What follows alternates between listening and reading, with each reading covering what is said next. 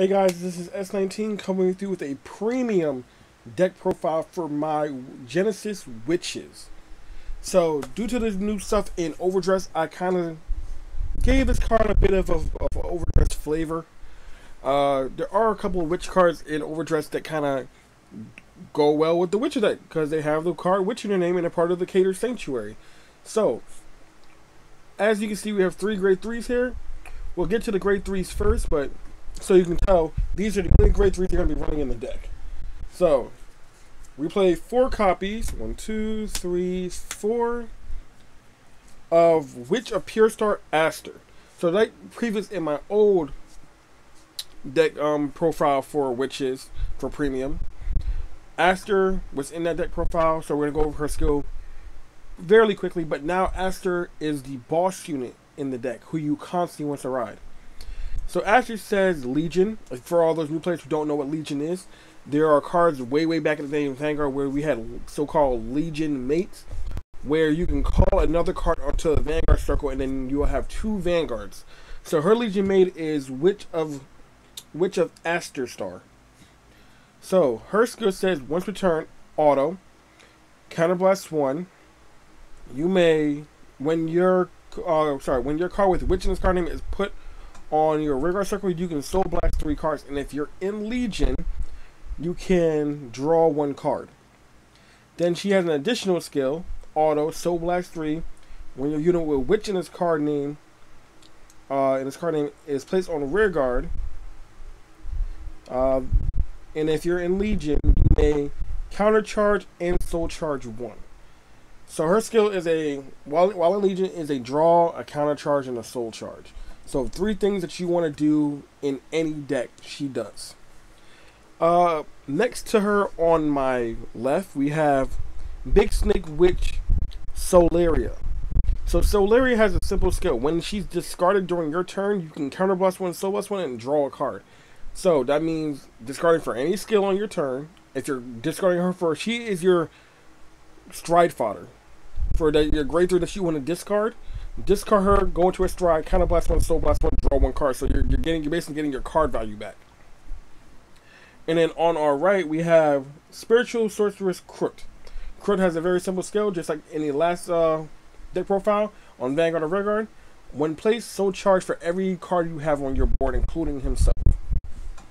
So, in addition to that, we're also playing 4 copies of Solaria, and we're also playing 4 copies of Crook for making 12 grade 3s.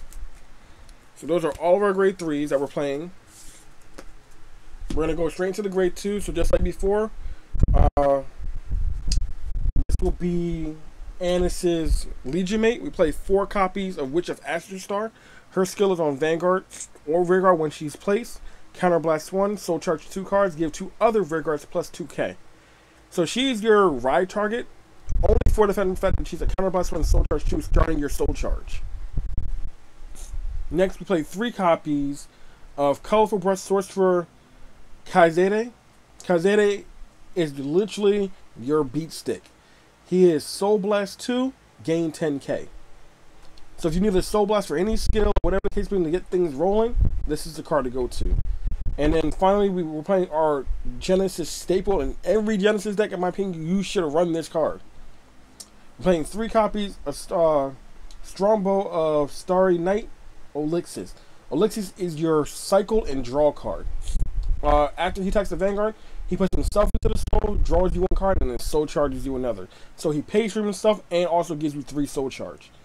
Staple in every Genesis deck. I don't care what you're playing. Those are all of our grade 2. So now we're going to go into our grade 1s. We're playing 4 copies of White Brush Witch Arctic. So Arctic says when placed on Vanguard or Rearguard, so she is one of your grade 1 ride targets. You can look at the top 2 cards of your deck, choose one card from among them, put it into your soul, the other one goes back on top of your deck. And then when your Vanguard attacks, she and your Vanguard both get plus 5k. She comes in very handy in helping making numbers in your columns and giving your Vanguard a major power up. Now, our other grade 1 we play, you should know this one. We play 4 copies of Spring Source Witch Fiscus. So Fiscus is our searcher. On place on Vanguard or Rearguard, you can counterblast 1 and look at the top 4 cards of your deck. Search for up to 1, reveal up to 1 witch or sorcerer card from among them. Put it into your hand. The other 3 go to the bottom of your deck in any order. But if your Vanguard's grade is equal to your opponent's Vanguard grade, you can Soul Blast to do this skill instead. Now, the newcomer to this deck, we play 3 copies of a very old G-era card, but a very good one. This is Claimer Harry. So Claimer Harry is a Generation Break 1. Now, for all of our new players who started in the V era, Generation Break is a skill that allows you only to activate when you go into your extra deck or your G zone. Excuse me. Gotta blow the nose. Sorry guys, it's really stuffy in here. So when you go into your extra deck and go into a Stride or a G Guardian, that unlocks your Generation Break. So his break is behind a Generation Break 1, so that means you need to go into 1 G unit to activate his skill when his auto skill goes off. So his auto skill is, when a card would be Soul Blasted and put into your drop zone from your soul, you can target that card, put that card to the bottom of your deck, and then counter charge 1. The skill of this card can only be used once per turn, but it's not a hard name once per turn. So if you have multiple on the field, you can do 1 for each one of them. The deck was lacking counter charge during the battle step. He takes care of that. So if you think you're going to do a bunch of skills during your battle step that's going to run you out so you can't do your skills next turn, having Claimer Harry in your back row secures you at least 1 counter charge for your next turn. It is key that you get at least 1 of him on your board. Those are all the grade 1s we play. So now we're going to go into the grade 0s. So as always, we have a starter. We always have the over trigger. So from the Overture series, we got our Witch Crit for Cater.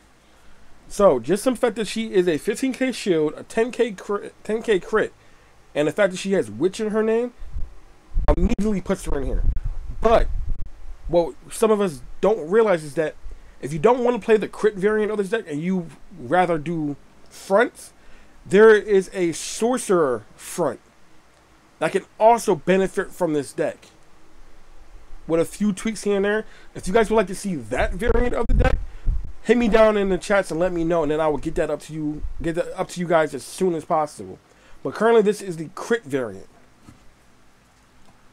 So we play another witch card, which is our Witch of Big Pots Lore. 20k shield, 10k heal. Mostly because she's a witch unit. 2 witch units. Then we play our 4 Goddess of Self-Sacrifice. We're playing the draw PGs because we need to draw in this deck. And then we play 3 copies of Dreaming Dragon.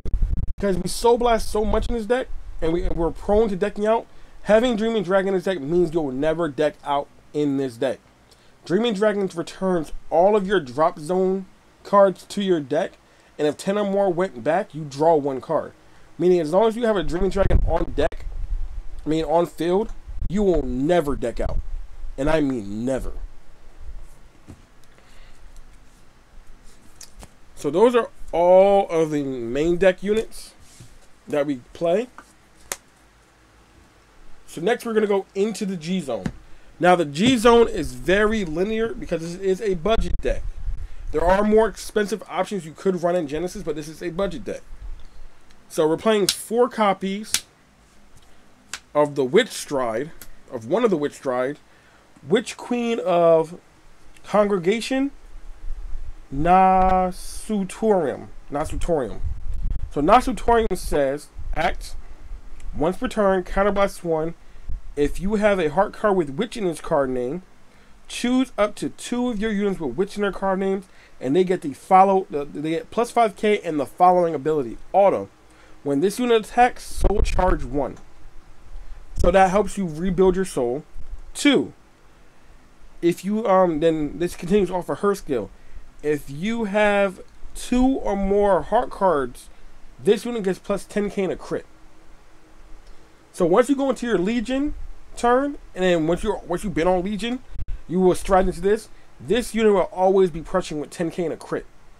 There's ways to give her more power, like I said, with the grade 1s and things like that, to bump her up even higher. But she will always be crushing with a 10k crit. So next, we play 3 copies of the other Witch variant. Now, the reason why we play these 2 cards is that if you have Counterblast, you go into her. But if your opponent's damage 9, you will go to her. So her skill, this is Witch Queen of Holy Water Clove. So Clove skill is Auto Soul Blast 6. When this unit attacks, if you have a heart card with Witch in this card in, you may pay the cost. If you do, until the end of your turn, this unit gets constant. During your turn, all of your units with Witch in their card names get +5. So including her, including any other Witch on your board, gets +5. Then,